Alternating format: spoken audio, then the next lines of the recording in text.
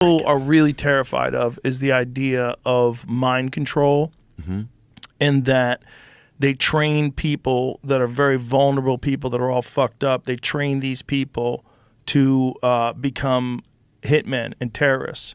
And there was an undercover camera thing. I'll send this to you, Jamie, because you see it and you're like, what the fuck? These are real people? Where this guy is explaining how they do this.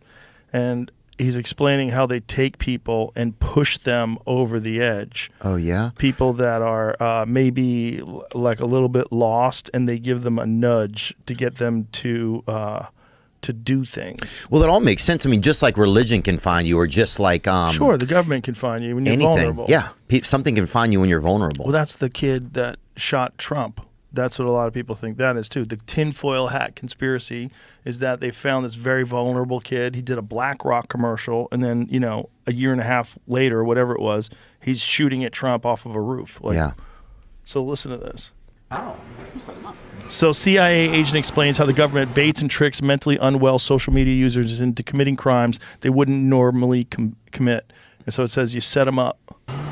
You create the situation to where they have no choice but to act on their impulse. And once they act on that impulse, then we call that entrapment.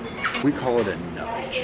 A nudge. A nudge. Sometimes you just gotta give them a quick little, just to see what happens, right? And how does that happen? You put a post out there, or you have someone fake profile say something that triggers, that we know is going to trigger them, right? Like, we already know your history.